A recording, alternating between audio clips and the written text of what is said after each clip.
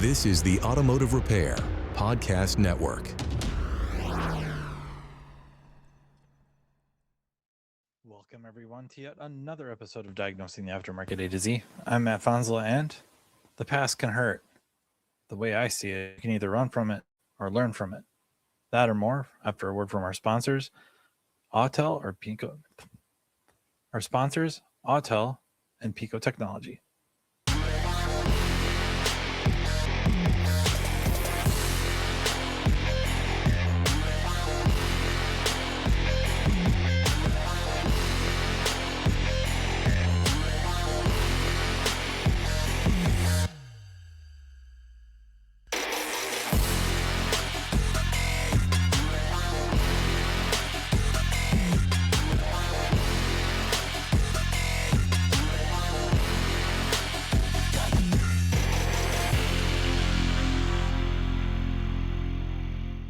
This episode of Diagnosing the Aftermarket A to Z is brought to you by Autel. Autel is a global developer and manufacturer of award-winning professional automotive diagnostic tools and service equipment, trusted by technicians, educators, and shop owners across North America. With diagnostics at their core, Autel's real-world solutions support repair workflows ranging from full-system vehicle diagnostics to servicing the most advanced automotive technologies. What sets Autel North America apart is the team behind the tools. Dedicated experts across sales, training, and technical support, each bringing deep, hands-on experience supporting professional technicians. When questions arise, you're working with people who understand the vehicles, the procedures, and the real-world demands of modern repair.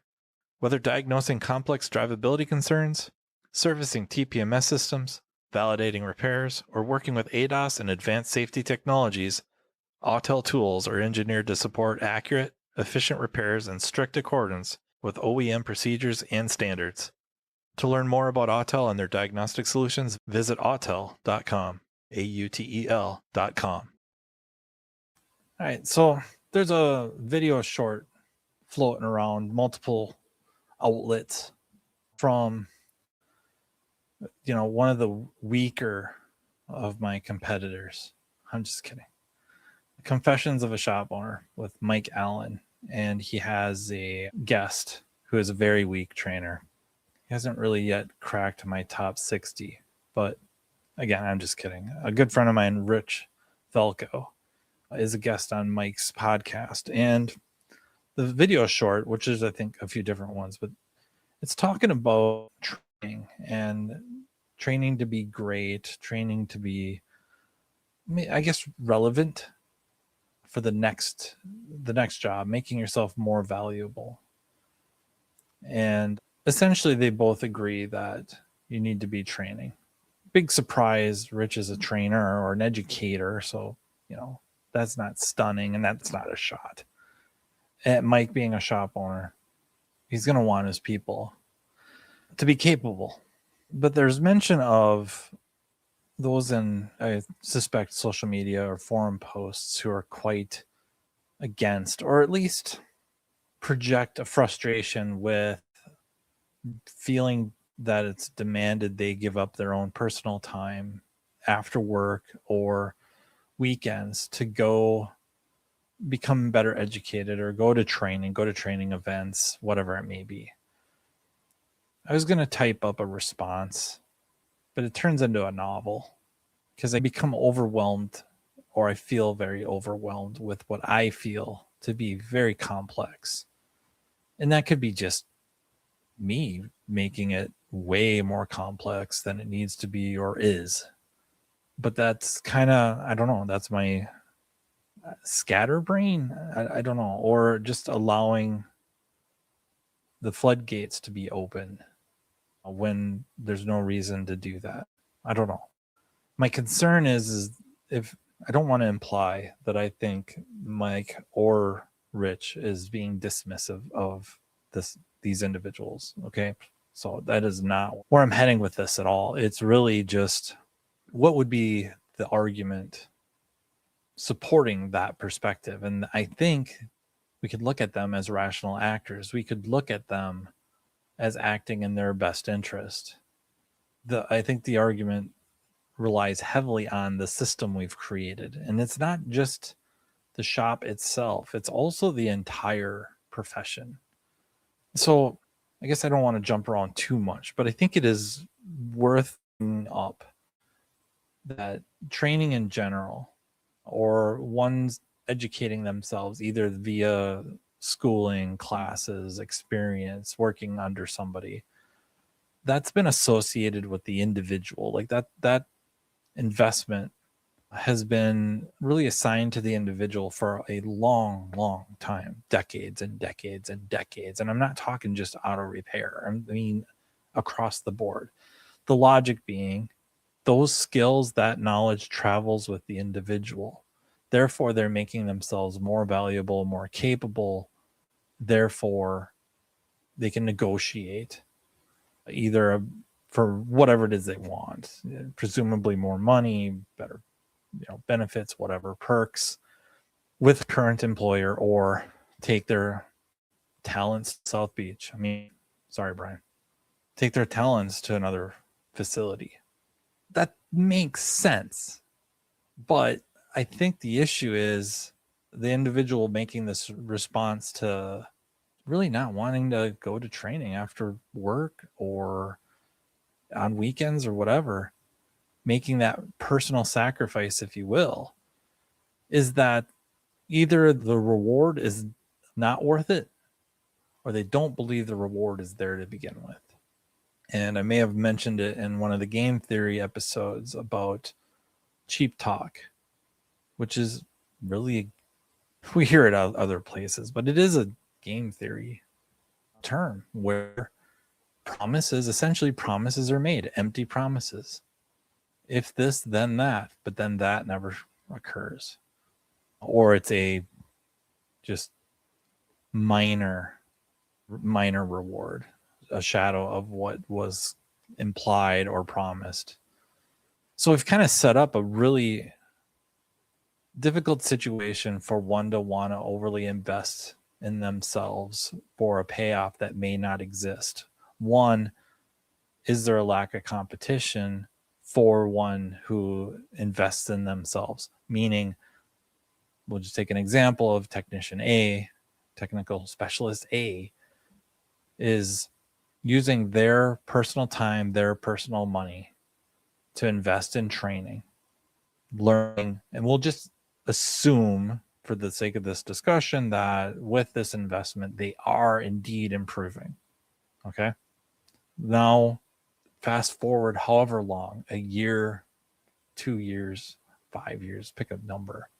They go to their employer and are like, look, I've done all this. I've got all these training hours in. I've spent this amount of money on myself. Maybe that's not what they bring up, but at least the time investment and hopefully a capability.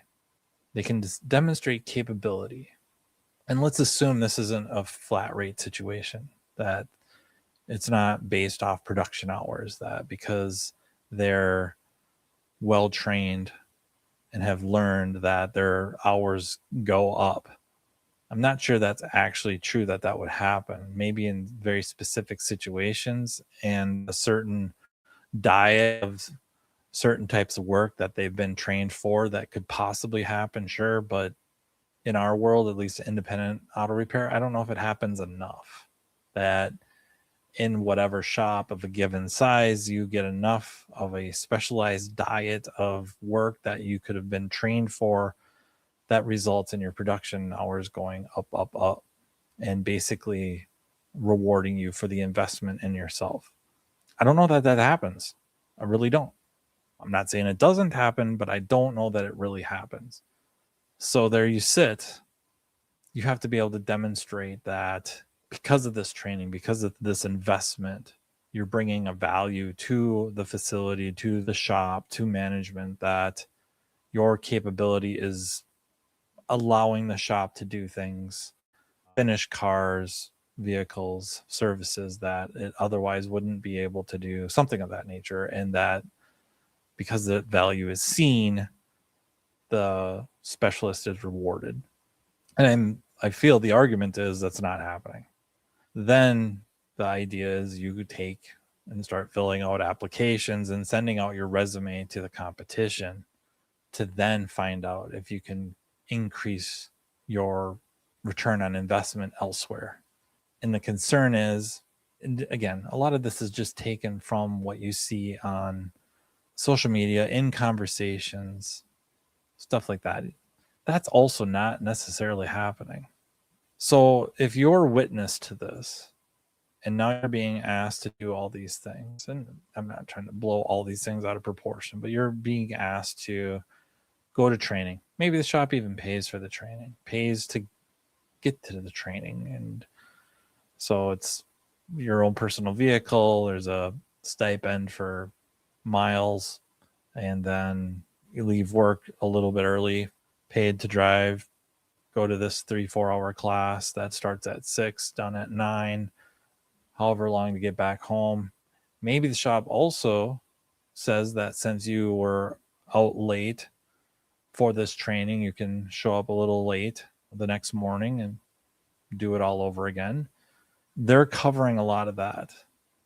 And we're still witnessing trouble getting individuals into the classrooms. So I've taken some of that investment off of the specialists' responsibilities. That doesn't seem to be enough of a motivator. And it's too easy to point out or point to, I guess, or blame the individual as some sort of a character flaw. Could that be the case? Absolutely. Is it the case across the board? I don't know. I don't think so. That's rough. That's really rough. So what's something more baked into the system? Again, the system could be the shop itself, but I think I find it to be not just the individual shop, but as a collective. It may not just be the relatively immediate compensation increase or economic increase, improvement. It's really a lack of path or pathing, career pathing. You know what I mean? Where I'm following this path, I'm doing what I need to do, or quote unquote should do, slightly dangerous word, but expected. And yet, what is the payoff? One might say you get to keep your job. Then one has to ask, is the job worth keeping? I can't answer that. Like, some of it's what's the personal satisfaction, but then also, can they find something else to do that doesn't involve working in a repair shop that pays similarly or puts them in a similar or better economic position? I guess that it feels like, from what I see, it is not yet the case that many are in a situation where they couldn't replace their current employment with something outside of the profession that is similar pay, or maybe it's a little bit lower pay, better benefits, or something like that. That's a real issue. What, short of ego, what would be the drive to do that? I think if I look back on my past, a lot of the early training I did was pure ego. It was pure ego driven. I wanted to know. I wanted to be, considered one of the best, at least locally. Yeah, I spent a lot of time. Did it make me more valuable?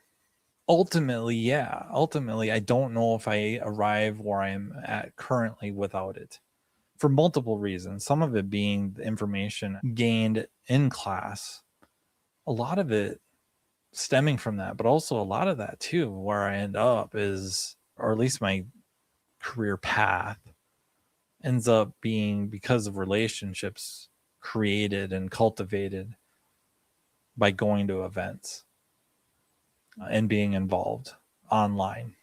So early IATN, and then of course Facebook has now become a pretty good, it can be a really good resource. In some cases it's god awful, but there's plenty of groups that are extraordinarily valuable. And I would say I've met a few of some of my best friends via professional forums and groups. So there's a lot of value to that.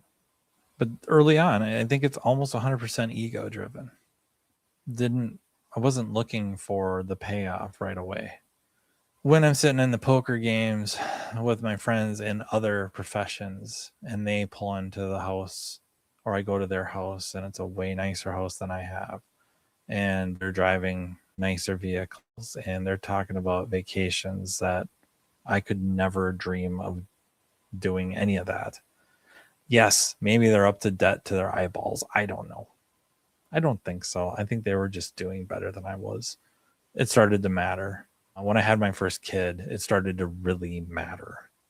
I guess, yeah, then I kind of started to double down on the training, thinking that's got to vault me up. And again, I think it was a contributing factor that because now I could do things and knew how to do things others may not, or wasn't scared of certain things, scared being a bad word, hesitant.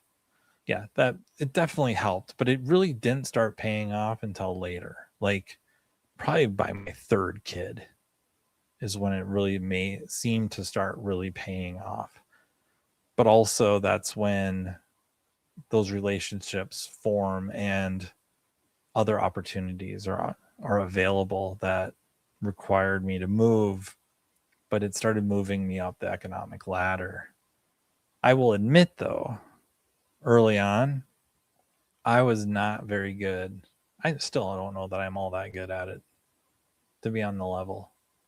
As interesting as that may seem, I don't know if I'm all that great for advocating for myself because I very much struggle with that word value.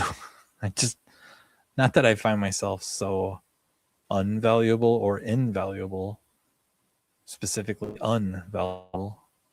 I just have a rough time putting numbers on it. I don't know.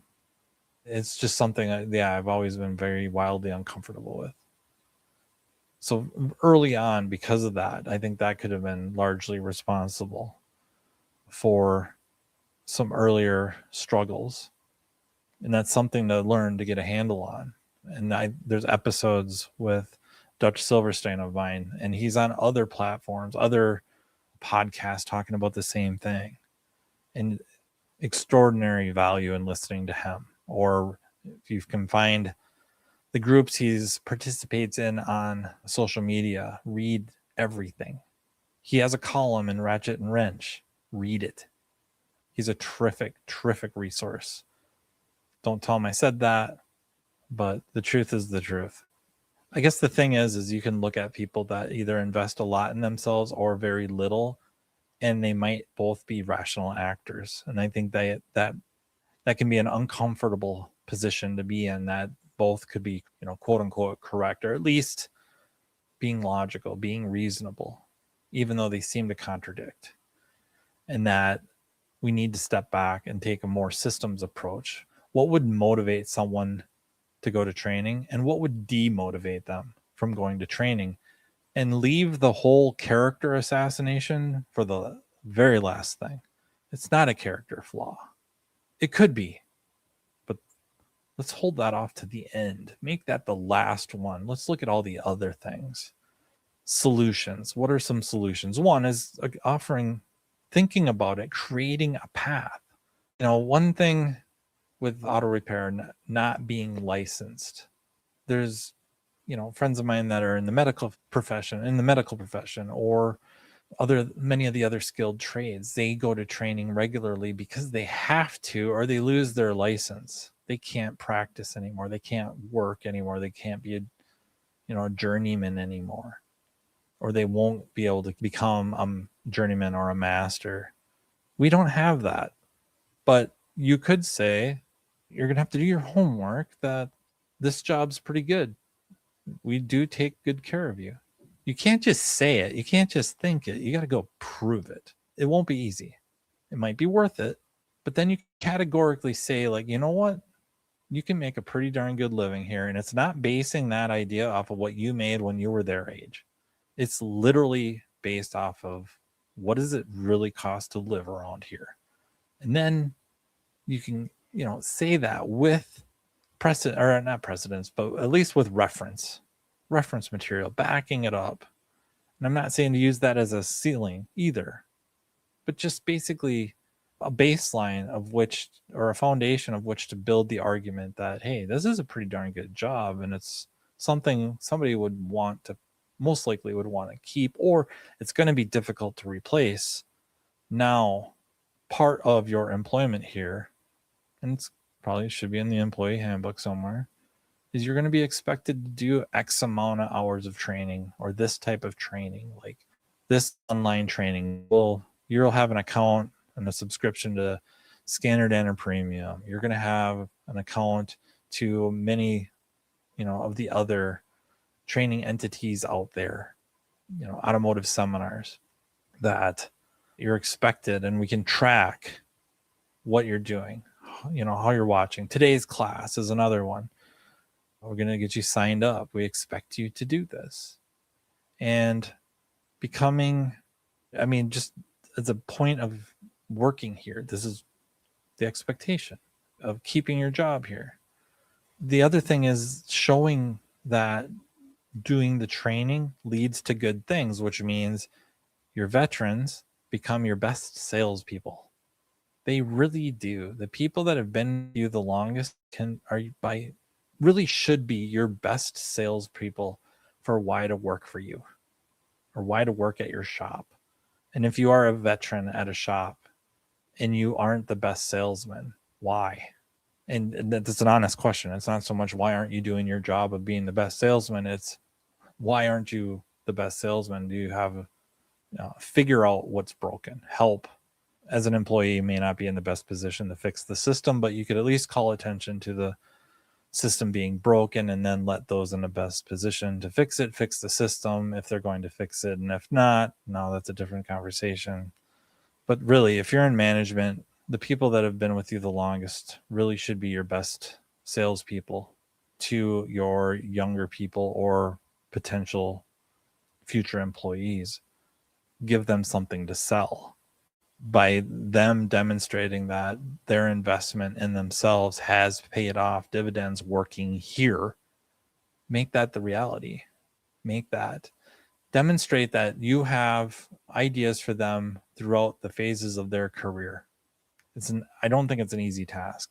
I don't think I've got a handle on it completely. But if you can demonstrate, you can show your people that this is something that's you're thinking about, it's in the works. What does that mean? You're with us now and you're in your 30s, but I'm trying to plan ahead for when you're in your 60s. And what does that look like?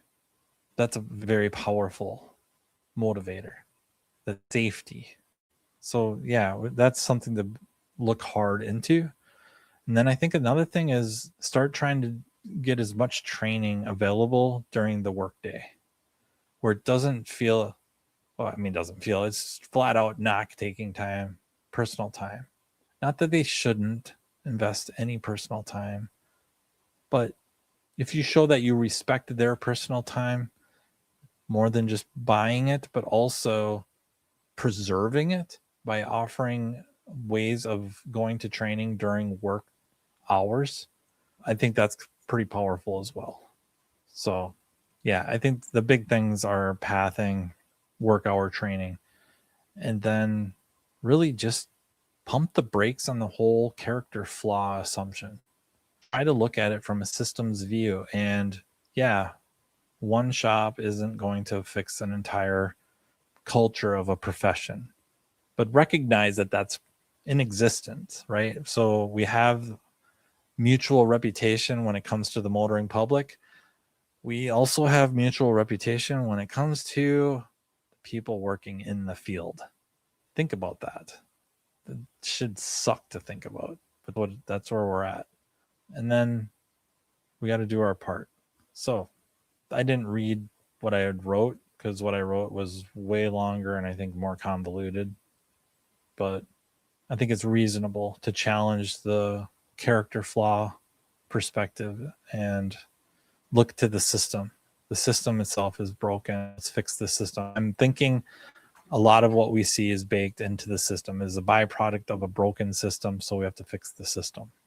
And the system, I'm knowing, kind of talking out both sides of my mouth, I guess, sort of, or talking about two different systems. One guess they're not really different, but you have a main system of the actual profession made up of the small systems being the individual shops. So that's using the word system a lot in a sentence, but it's the only word I can think of that fits. So thank you very, very much for listening. Thank you so very much to our sponsors, Pico Technology and Autel. Thank you to the Automotive Repair Podcast Network. And until next time, take care. You've been listening to Diagnosing the Aftermarket A to Z with Matt Bonslow on the Automotive Repair Podcast Network. Download our exclusive podcast app at automotiverepairpodcastnetwork.com because the best conversations in the industry start here. Want Matt to cover a specific topic? Check the show notes for his email. Your input matters.